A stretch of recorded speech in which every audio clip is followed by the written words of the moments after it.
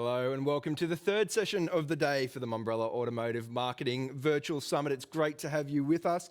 We're going to get straight into it. A session called New Channels, More Business, How Mini Leverage Positivity to Sell Cars. The presenters for today's session, Alex McLean, Head of Marketing for Mini Australia and New Zealand, and Lucio Ribeiro, founder of lucio.ai and Tick My Day. Over to you both. Oh, hello. Thank you. What a great session we had before with Sam talking about the auto industry and being this highly competitive industry. And that's a nice segue to our session here with marketers being able to think outside the category, be willing to test new channels and platforms with highly engaged audiences. If they are really to keep up to date with consumers' behaviors and trends. And that's our session today. In June 2020, with the launch of the new Mini Electric hatch, first edition in Australia and New Zealand, Mini became the first auto brand in Australia and New Zealand to launch a campaign on TikTok. And today we will share a few details about the decision of using the platform and a few details about the results. So this is a joint session with me, Lucio, and Alex, Head of Marketing for Mini Australia and New Zealand. And welcome to our session. I'm Lucio Ribeiro. I'm a lecturer of AI Digital Marketing at MIT and founder of lucio.ai Digital Consultancy. And welcome, Alex. You're the star of today's session. Would you like to give a little introduction about yourself? Oh, you've pumped my tires up there, Lucio. I'll do my best. All right. So, as Lucio said, star of the session, Alex McLean, Head of Marketing for Mini in Australia and New Zealand. Been in auto now for almost 10 years on both agency and now client side. Jumped to the dark side about 7 or 8 years ago, and excited to talk about not only our amazing new electric Mini, but also, how we've looked to launch this to a variety of channels, including TikTok here in Australia and New Zealand. Yeah, thank you, Alex. And that's a nice segue for us. I think before we share, you and I share the story behind what we've done for Mini Electric, the launch here, utilizing a variety of channels, but today we're going to focus a little bit on TikTok. How about we play the video of the campaign? It's with you guys on the studio. Can you play the video for us, please?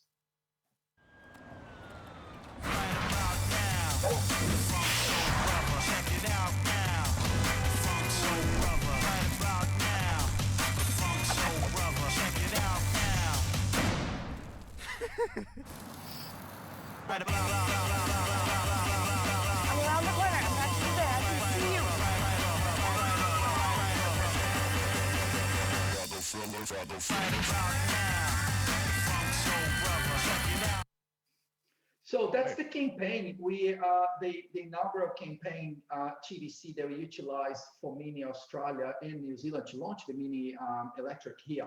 So before I jump into TikTok, Alex, do you want to give a little bit of details about the campaign itself? Yeah, look, it's the first fully electric Mini we've launched globally, and obviously the first one here in Australia and New Zealand. I'll stop saying Australia and New Zealand. I'll probably eat into too much time. But our first fully electric car, we were excited for those brands watching in. Will appreciate what it's like to jump into this new space. It's a future focus. It was a relatively small run as well, so it was not much about selling where we're going as a brand and I guess as an industry. And excited to be part of it. For us, it was a Mini first, electric second. Most importantly, there was no compromise on this car being a Mini. And what's been great for us is that we're pretty much completely sold out of all stock of this vehicle this year and also for the start of next year now. So beyond those cars available for test drives, it's been an incredibly successful campaign for us. Even in what has been a bloody difficult year, there are a lot of people looking to the future, albeit the unknown, and what we're looking to sell.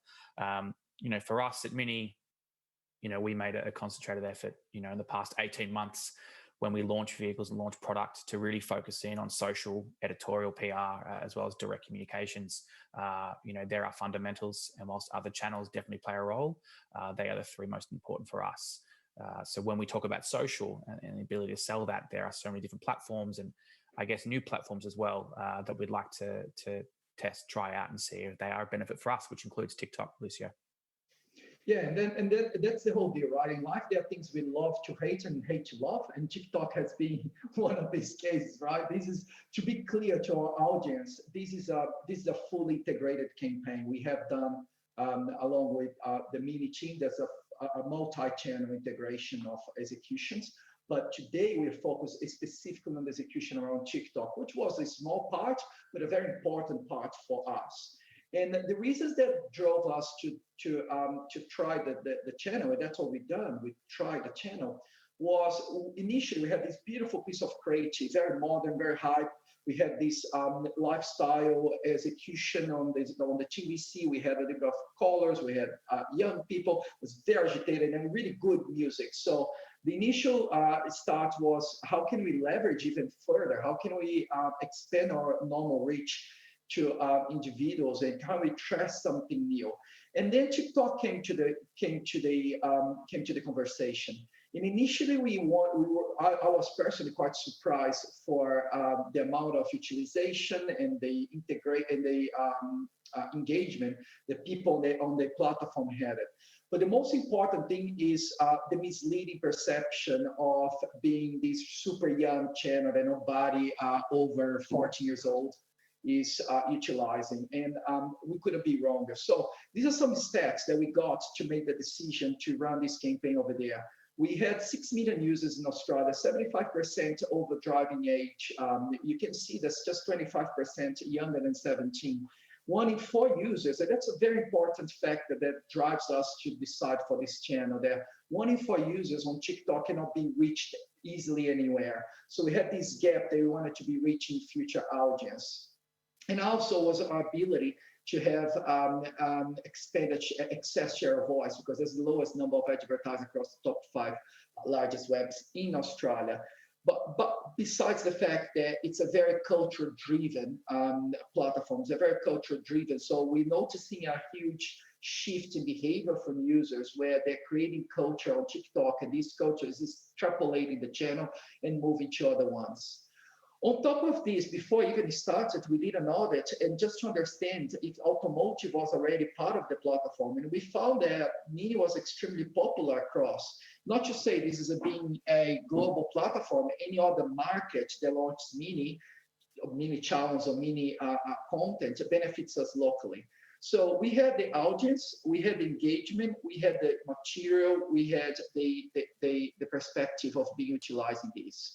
So I think ultimately there were 5 things that led us to run this campaign on TikTok with Mini. Number 1 was large unique audience. We had this, the Mini electric hatch is in many ways a second renaissance of the original Mini, with socially conscious, eco-friendly powertrain, universal appeal across age groups. And this TikTok campaign was set to prove the car agelessness, bringing the concept of fun, electric mobility to this new audience.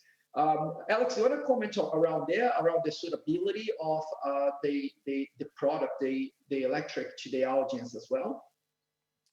Yeah, I mean, look, I think firstly, we look at that headline, why do we run? I think a question more so, why wouldn't we explore this platform, albeit in a test format?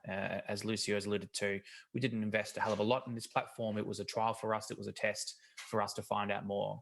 And the question really was, why wouldn't we run a campaign in TikTok? We've all, those who were on the previous speaker, Sam's presentation, he talked about responsible risk.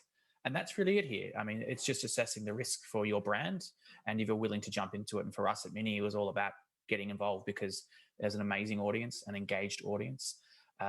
You could argue a relatively clear landscape of brands in that space as well, because a lot of people hadn't yet taken that risk. And for us at Mini, as Lucio alluded to, we're a brave, bold brand. We were born in a crisis in the late 50s. We enjoy, being the daredevil, I guess. It's inherent in our brand DNA. And so that's why it was not a question of why should we, but why shouldn't we? And we also found the ability for us to build up the access share of voice, which I'm not going to be lecturing anyone. If someone is interested in the concept of access share of voice, you can YouTube Mark Rickson, and he has plenty of videos around there. But this is a great opportunity as a brand, but also in the category to leverage the brand spirit, the forward-thinking mentality to outperform the big boys. It allows effective increase of share of voice now, allowed us, and Mini has been historically is on the brand DNA to punch above its weight. It's a characteristic that Mini needs to. We need to find creative ways to outperform the big boys. We need to, with limitations of budgets. Everybody has limitations of budgets, but with limitations of budgets and the fact that we are so unique and we're so remarkable, we have such a big distinctiveness. Or our ability to build up on access share of voice on this landscape that it's pretty much clean now, blue oceans for us. It's a great opportunity to offer meaningful positivity to a wider audience, So another point was the positivity as well. We know that help shoppers spend more, and TikTok is positioned around the concept of competitive positivity, The eyeball volume is there, the positivity-led receptive to ads to, plus an entire infrastructure where any user can easily become a creative icon, Positive context, positive shopping baskets, positive conversion and association, of course. And putting brand meaning in the positive context of TikTok, it possibly can trigger shoppers with a smile that either compels a conversion or creates a new positive memory next time they find themselves in a category entry point, as a part of the consideration of the Mini brand as the out of preference, Anything else you'd like to say about this here, Alex? I really like your perspective of future-proof the brand. You want to just talk about a little bit there? Well, look, Lucio, like you said before, that there is a perception that it's a relatively young audience on TikTok, which isn't necessarily the case. There is an audience, obviously, in the buying segment for a car, but it's important for us to recognize that that younger audience that is, I guess, our buying public or buying audience over the next 15 years. It's a great opportunity for us to expose positivity, and you referenced that point quite a few times before, but positivity in our brand. And that's why I think it's important, if you do get involved in a platform like TikTok, the message obviously needs to be relevant to the audience. It's not necessarily a tactical message, nor a heavy push here. We're generally looking at a positive pull approach in this piece, so that we can build a long-term association with, I guess, this audience over the next decade or so. And yeah, I mean, look, I was reading something this morning, Lucio. A lot of people, again, it's that risk assessment for any OEM, and some may be of the opinion this is a fad, this is just here for a short time. But I'm sure we'd all remember that was the same comment spoken about with regards to a lot of other platforms, including Facebook, 10, 12, 13, 14 years ago. And so you can sit back and wait for other people to get involved, or you can build from, I guess, launch and get involved early and build the learnings and insights. And I guess, as we said before, build that positivity straight away. And even, you're right, Alex, I do remember back in the time when Facebook and Instagram was like a fad, not going to be staying there. But the fact here is, regardless of being a fad or not, this platform itself has the audience. Our content has reached the audience with distinctness and was a part of an integrated marketing campaign. So even if it was a fad, it still fulfill its role. It still reached audience. It still raise awareness and hopefully preference, build up on the brand image, and we did the work, And talking about doing the work, I think that, of course, we're not going to be sharing financial results here for privacy, of course. But the fact is, we reached the audience we wanted. We got in front of people. We had engagement from these people, and we had our segmentation watching what we wanted. And we put to the test in terms of channel performance. Of course, this is not business and not per se marketing performance. This is channel performance, just to see how we look like. And there was a double positivity for us in terms of outcomes or results of this campaign. Our our creative was so well suited for the platform, so outperformed the normal benchmark or the platform. But we put to test and we looked against some really established channels like Facebook, for example. And we performed pretty much on pair with Facebook, which leads us to say, well, why would not run on there, right, Alex? Why would not do it? We are actually performing as much as a established channel. And that's, proof of the pudding, really. It's about comparable results to other investments. As I said before, social's a key pillar for us when it comes to product launches. But, we look at benchmarks and a lot of brands, I guess, will review benchmarks before they decide to dip their toe in the water with any platform. But I think the key element that you're missing there is the exposure of your brand in a certain platform as well. And for us, that's one of the key reasons as well why we got involved, to see how will our brand perform, not just against benchmarks, but against our brand's benchmarks in other areas, i.e. Facebook. Reluctant to share too much, obviously, but we were quite, glad and excited to see how it did go with that relatively small investment. And it enabled us, I guess, to review strategies for future product launches and how we may increase that, change creative. Obviously, creative wasn't necessarily built for the platform, but it gives us that opportunity now to explore it with a little bit of experience. And allow us as well. I guess this whole thing about testing and trying and understanding the performance of these new channels allow us to play on the two fields of efficiency and efficacy, right? So we can see here a matter of efficiency pretty logically in front of us, where once we launch the channel, and probably, and I'm assuming this, probably we get, if we had like a brand tracking of some sort, we had much more share of screen on TikTok. We had 100% share of screen, but on Facebook, we don't have the share of screen. So that's more like ability. I can infer it's more like ability for brand building and some equity on TikTok we don't have for Facebook. But I'm just inferring this. In other hand, we can look about efficacy, where we can go back to our marketing channels and understand how we can rebalance investments in budgets over there to understand some sort of performance on the efficacy perspective, not just on efficiency. So I think you're right. This is more investment, basically a short run of a few weeks. We get enough information to tell us, to guide us through the next executions, and to inform us to be splitting the money, because budget is always a challenge, isn't it, Alex? I mean, we never have enough. We always want to do more than we can, and the splitting of the budget is always a big question. Every single CMO, every single marketing director. And I think it would definitely will be, obviously, as we approach next year, for those that run a calendar year, I'm sure, expecting some tough conversations, but it's a good challenge as well. I mean, we should always try and live light and spend wisely, invest wisely. I don't like using that term spend. It is an investment. And if you see an opportunity with a channel with a strong audience, a relatively correct audience, and an opportunity to, we spoke about before, share a voice, increase that in an efficient way, it's a no-brainer to explore initially. Yeah, and we also had some industry and recognition, because of the novelty of being the first one.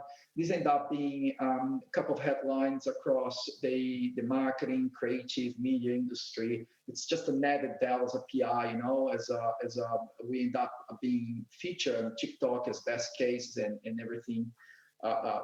Took a little bit of a bigger added value PR secondary audience for us, which we know, Alex, that our industry, our marketing and creative media, we have a lot of buyers of the product on our industry. So although it's cool to have, it also can help the business. Yeah, secondary opportunity. Besides those that work for OEMs who probably don't buy cars on this call, we actually do have a high penetration of owners within the media and marketing mix. So, secondary option for us, along with aligning of the approach of being bold, being brave, and of course, being first.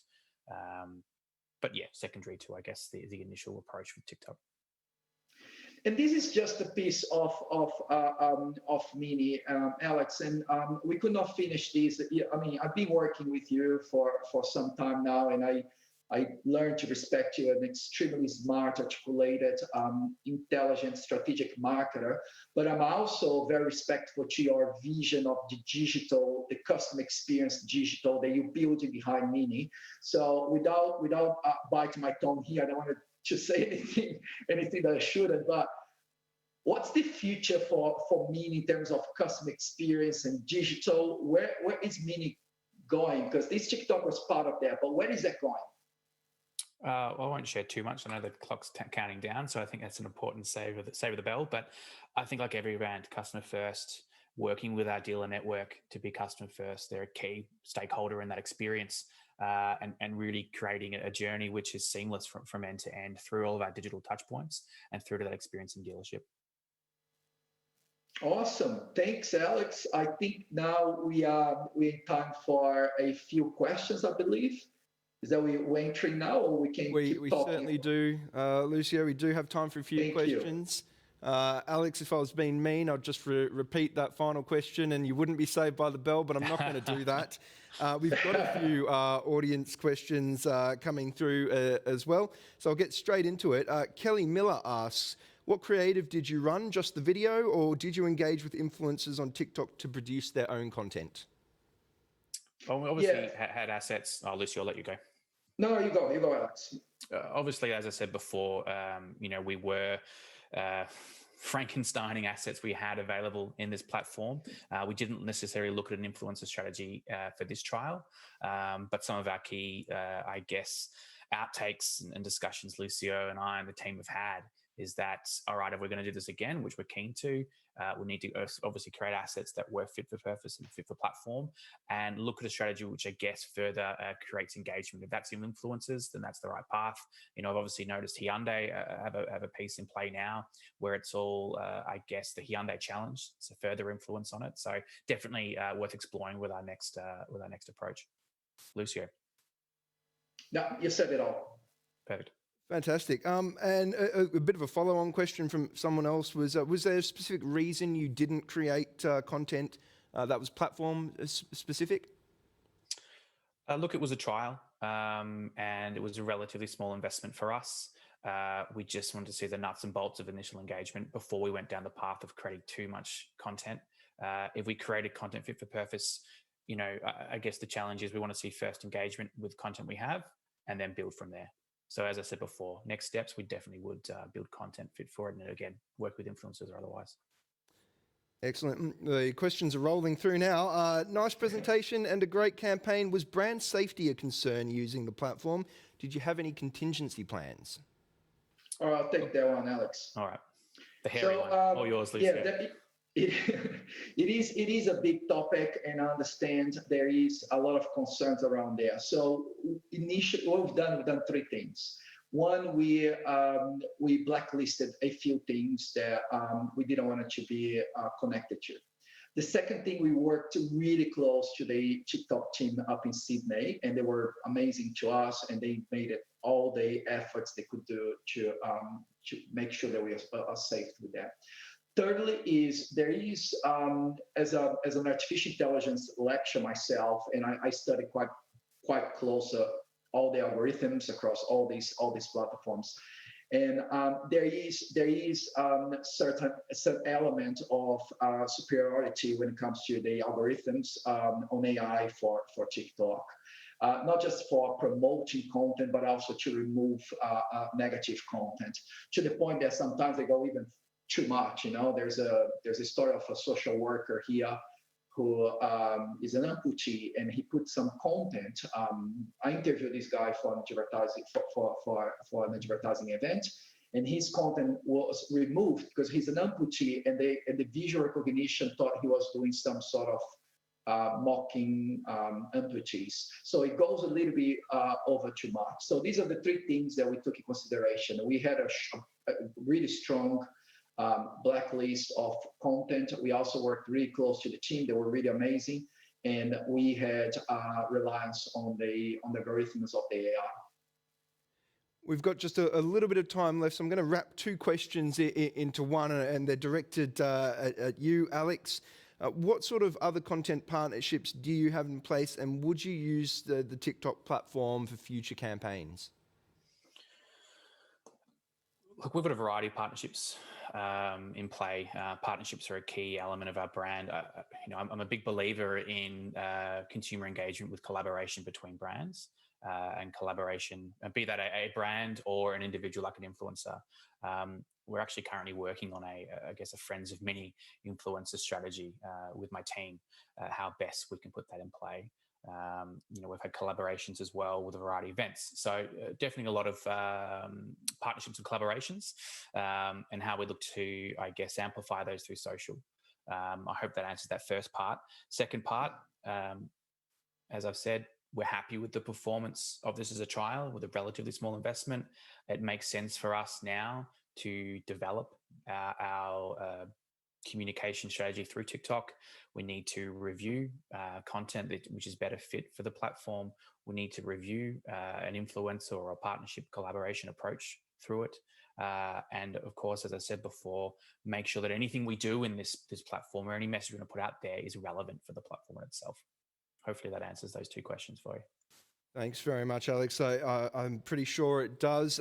We have run out of time for this session, so a big thank you, Alex and Lucio, for a fantastic session, very insightful, and a big thank you to the audience as well for the questions that came streaming through very quickly there.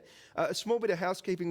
We've realised there's a small sync issue between the video and the audio that some of the delegates are seeing. So we are aware of that. We're trying our best to fix that. It's only a small sync issue. But with the catch-up videos that you'll be able to access quite soon within the 24-hour period, that sync issue won't be an issue anymore, which is great.